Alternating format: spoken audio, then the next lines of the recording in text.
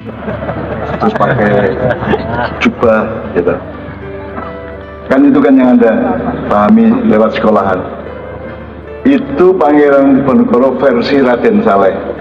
Jadi Raden Saleh itu melukis Pangeran Diponegoro itu dengan imajinya, terus digambar Pangeran Diponegoro itu pakai sorban, terus jubahnya berkibar-kibar, naik kuda dan seterusnya.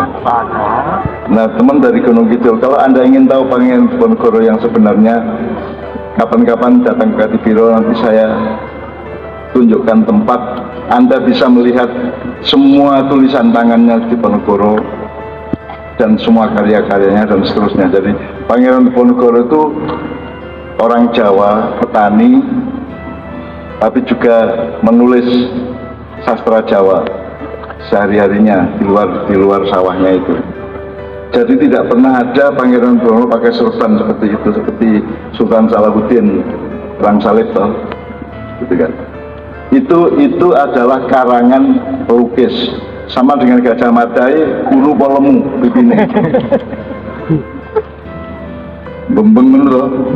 Itu versi Muhammad Yamin.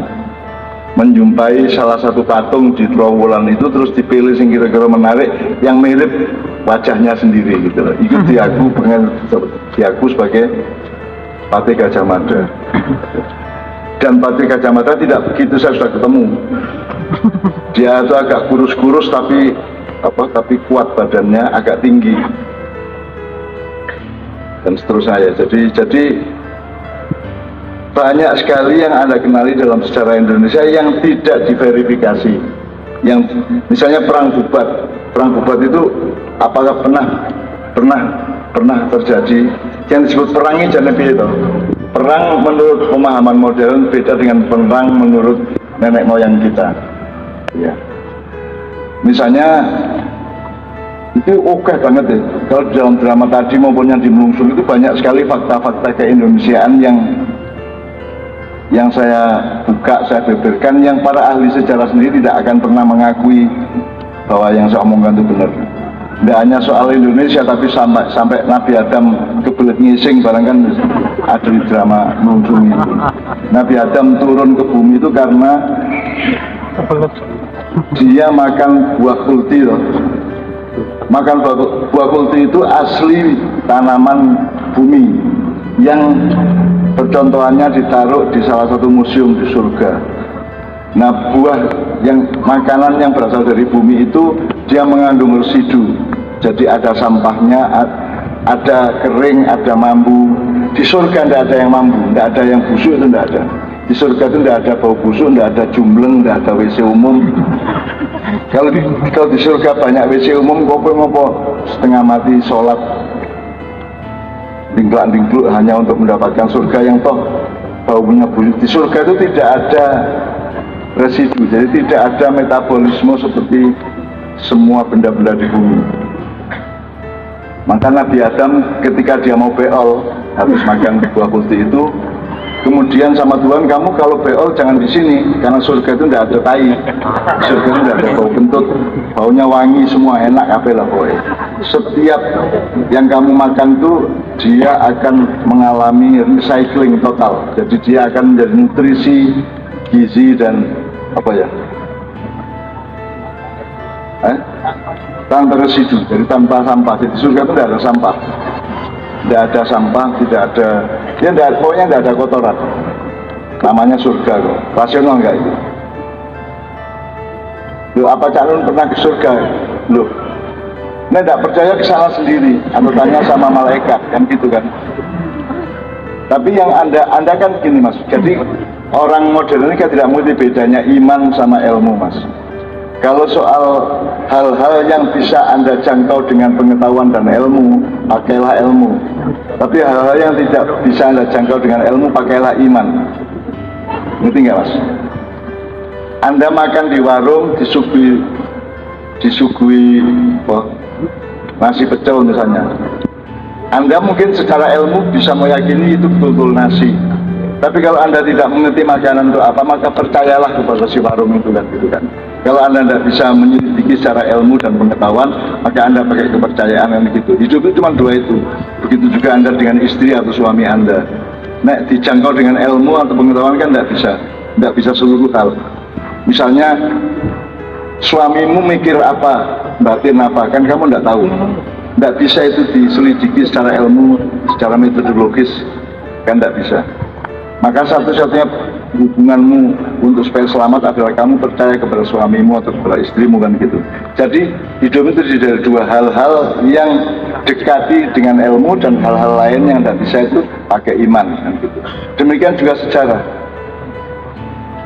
Siapa bilang ada perang Bubat? Siapa bilang Tunggul Ametung dibunuh oleh Kenarok, kemudian Kenarok dibunuh oleh Anusapati, Anusapati kemudian dibunuh oleh Tojoyo, Tojoyo dibunuh oleh Ronggowuni, dan seterusnya, yang 7 nyawa itu.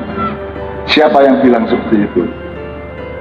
Nah, banyak sekali rekayasa-rekayasa penjajah yang memang dipakai supaya orang Jawa, orang Sunda, orang Indonesia, orang Nusantara itu tidak percaya diri. Karena mbah-mbah mereka itu tukang tawur, tukang bunuh-bunuhan gitu kan. Sehingga kita sekarang merasa nyaman untuk musuh-musuhan, cebong lawang, kadrun dan seterusnya. Kita merasa aman saja karena memang nenek moyang kita dulu juga sukanya bertengkar satu sama lain. Itu semua rekayasa penjajah. Saya tanya, atau banyak hal yang lain. Gunung Kidul itu adalah daerah yang sangat subur sejak zaman Pramojopahit. Kemudian setelah Mataram periode kesekian itu baru terjadi perusakan-perusakan alam. Anda tahu Ki Ageng Gunung Kidul itu adalah anak kira-kira ke 27-28 dari Prabu Brawijaya ke-5. Jadi Prabu Raja Majapahit terakhir itu punya anak sebanyak 117. Mbok Nepiro gitu ya. Nah, Mbok Situ kan jebol itu. 117 itu ada yang jadi, itu dibagi ke seluruh Nusantara. Ada yang jadi bupati di Sulawesi Selatan, di Kalimantan Selatan, ada yang jadi Ki Ageng Mangir, kakaknya Ki Ageng Mangir itu Ki Ageng Gunung Kidul, ya, Kebumen. Pokoknya dibagi 117 itu memimpin seluruh Nusantara. Itu salah satu faktanya seperti itu. Nah, Gunung Kidul itu kalau Anda ingin tahu, Anda ke Kadipiro nanti saya tuntun untuk ketemu orang yang bisa menjelaskan kepada Anda Gunung Kidul itu janjane piye. Sekarang kan faktanya Gunung Kidul mulai subur loh, mulai oke terus sekarang Gunung Kidul. Itu setelah ada recovery, setelah sekian abad dia mengalami kerusakan. Orang modern juga para dosen, para ilmuwan juga tidak mengerti bedanya ekologi sama ekosofi. Ini mohon maaf saya agak berpanjang sampai ke situ karena orang modern kalau Anda misalnya Kementerian Lingkungan Hidup kan ngertinya ekologi, ngertinya ekologi, ngertinya ekosistem. Mereka tidak ngerti ekosofi. Ekosofi, jadi ekologi itu kayak ilmu tentang lingkungan hidup, pohon-pohonan, air, tanah, udara, semua hal yang menyangkut lingkungan hidup itu namanya ekologi. Terus mereka menemukan bahwa dalam ekologi di dunia ini ada ekosistem, ada putaran sistem, kan? Jadi misalnya tikus dimakan ular. Ular itu harus ada. Kalau nggak ada ular, jangan dibunuh. Kalau nggak ada ular, tikusnya nggak ada yang makan. Itu namanya ekosistem. Nah, kalau ekosofi itu adalah ilmu mengenai kebijaksanaan alam. Jadi misalnya gini, kamu kalau mau kencing, terasa nggak? Berarti ada sistem yang bijaksana dari sistem badanmu itu, saraf-sarafmu, otakmu, dan seterusnya itu sedemikian rupa ngasih tahu bahwa kamu mau kencing. Bakal mau beol. Saya bayangkan kan gubernur pas pidato moro-moro nguyuh kok. Maka alam itu bijaksana. Alam itu memiliki kebijaksanaan dari Tuhan. Alam memberi tanda-tanda kepada manusia dan kepada sesama makhluk hidup. Itu yang namanya ekosofi. Jadi ekosofi adalah ekologi plus kebijaksanaan benda-benda alam. Dan itu saiki kuwi arep pahing ngerti ta? Itu namanya kebijaksanaan. Wahing, Anda kan ada clue-nya, ada tanda-tandanya. Itu contohnya itu. Nah, teman-teman sekalian, banyak sekali yang kita pelajari dari sejarah Indonesia itu tidak tidak persis seperti itu. Jadi kita memang harus seperti Mas Eko bilang harus mengorganisir diri untuk mencari, termasuk di Lampung tadi itu ya.